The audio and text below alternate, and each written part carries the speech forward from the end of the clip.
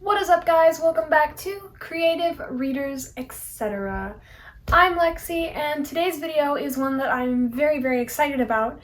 I've been putting it off for a long time, and by a long time I mean like since March of last year.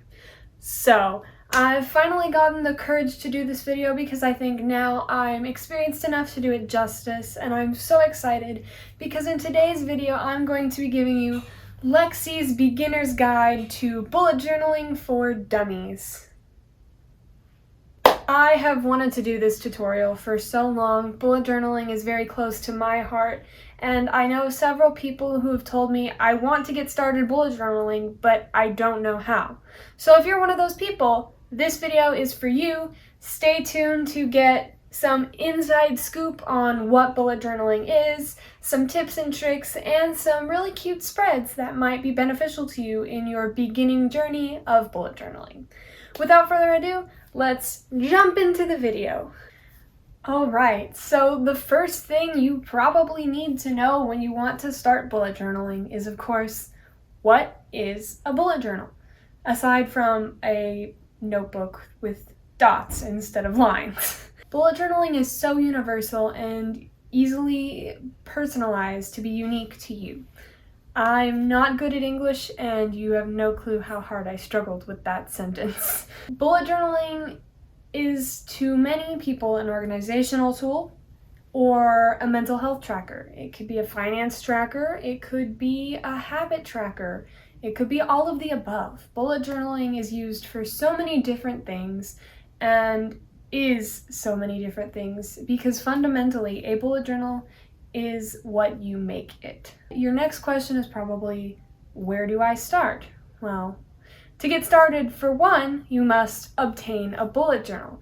There are several ways you can do this. You could do bullet journals online. You could order bullet journals off the internet, or you could go to your local craft store and pick one up. There are 3 brands that I'm linking down in the description.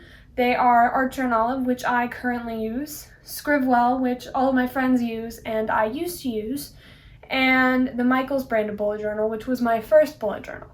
I don't recommend the Michaels bullet journal for more advanced bullet journal people or people who think they want to do a lot of marker art or any art with ink that might bleed through because the pages are very thin and kind of hard to work with. But if you're just starting out or you want to do just simple bullet journal spreads or things like washi tape that don't bleed through a paper, it might work for you. It does have a lot of pages. It is considerably narrower than the other kinds of bullet journals, but it worked well-ish for my first bullet journal, and it would be a good place to start.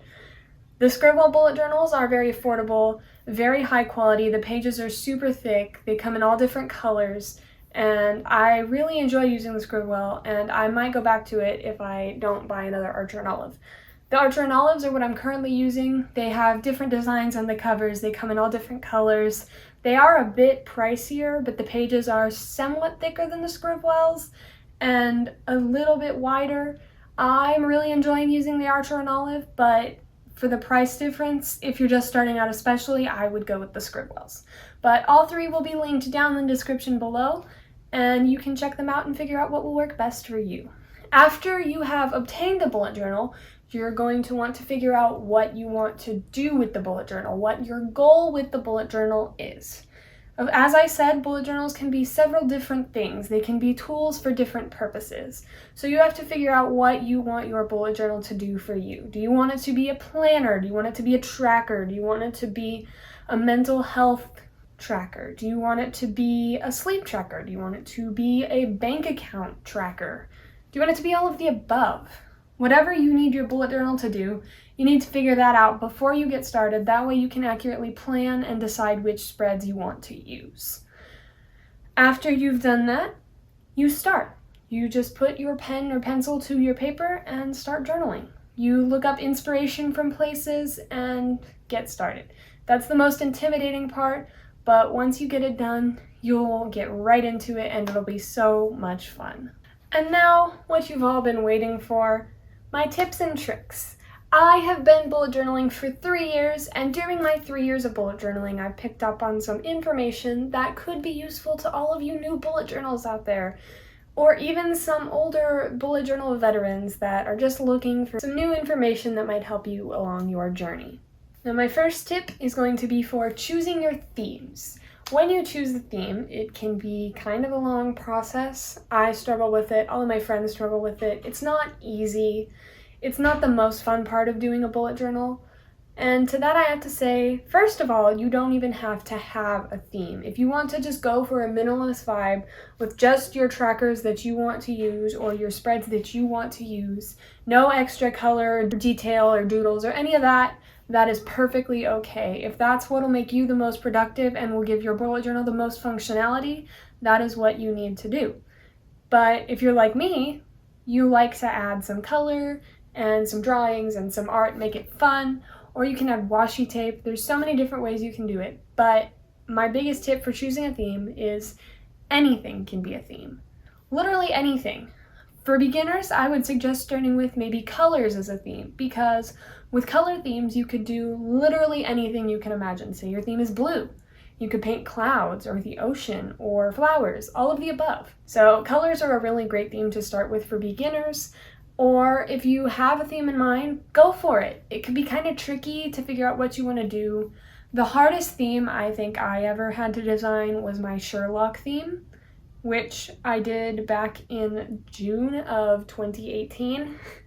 It was a challenge and I hate how it came out, but I went for it.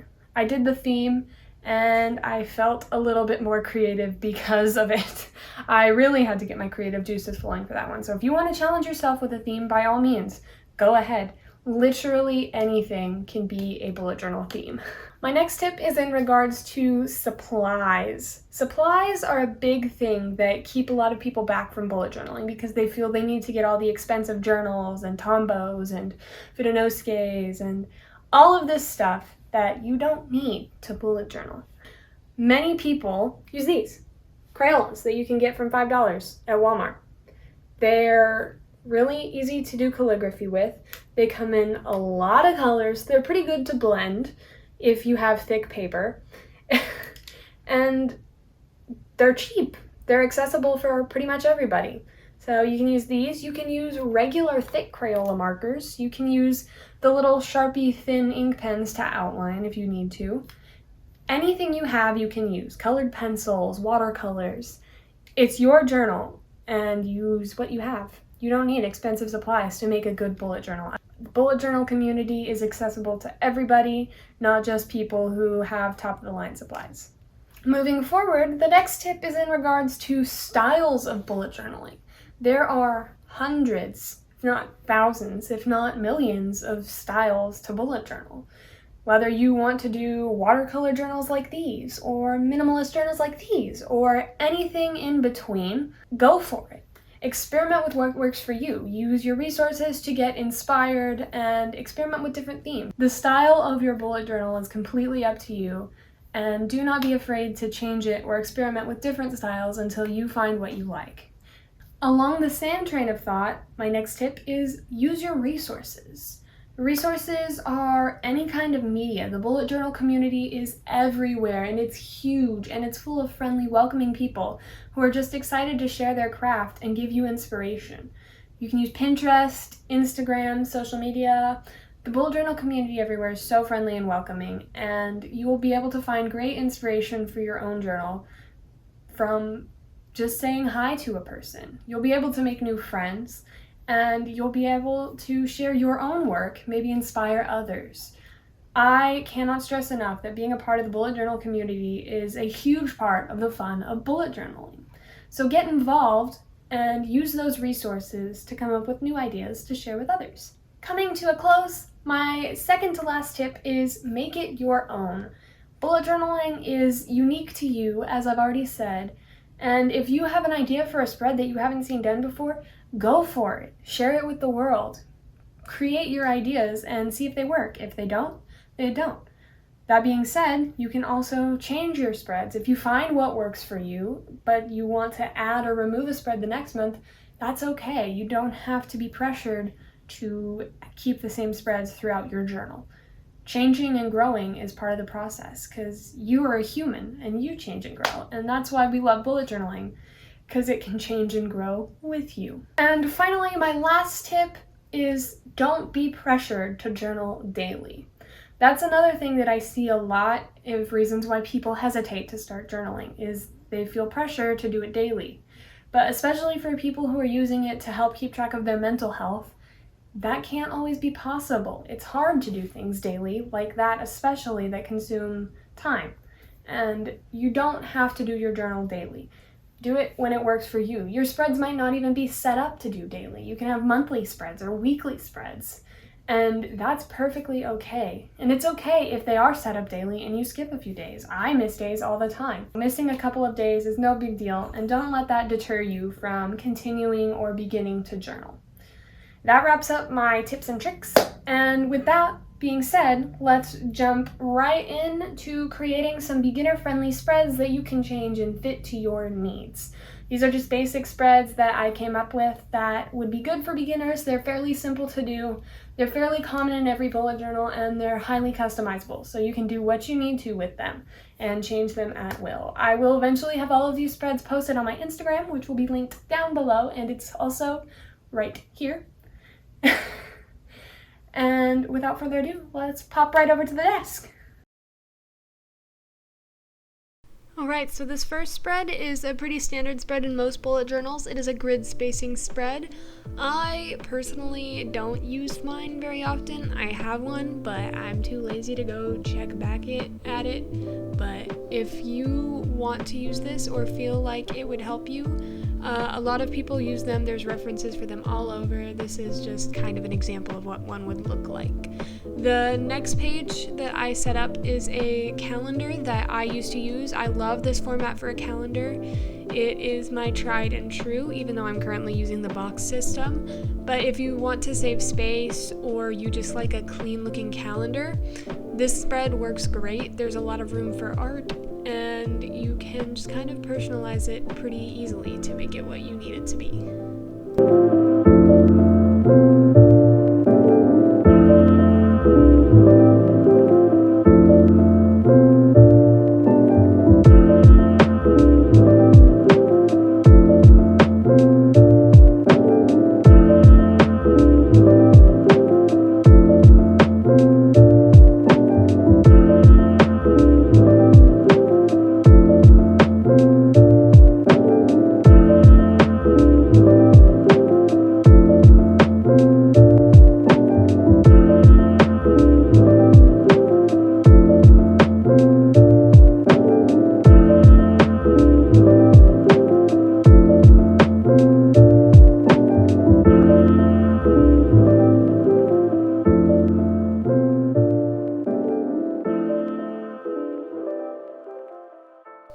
Alright, so my next two spreads are different variations of habit trackers that I've used in the past. The first one is fairly standard. A lot of people use it. It's just a little graph with some standard habits in there for examples.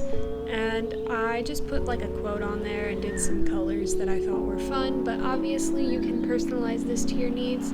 The second is the one that I'm currently using and can see myself using for the foreseeable future, just because I love how it works.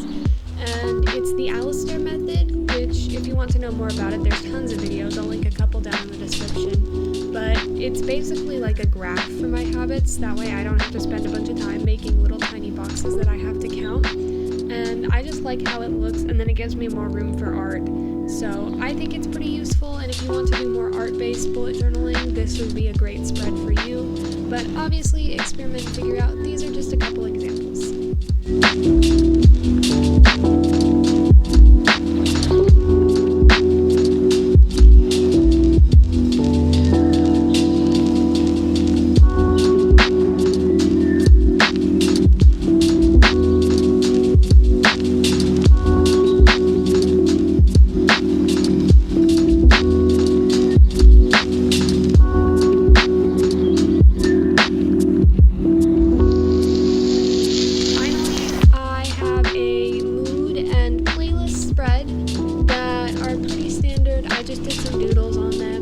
The circle mood tracker I've seen people use a lot. I kind of like how it looks. I've never personally used it. Well, I kind of did in January, but it was a little bit different.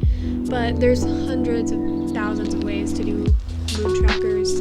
And the playlist spread is just an example of a more fun spread that you could do that is something to track that's not like a habit or anything like that. It's just something a lot of people do put in their bullet journals, and you can write the songs on your playlist or put little album covers on there. There's a bunch of different ways to do it, but this is just a pretty standard one. Again, highly customizable. I just put a little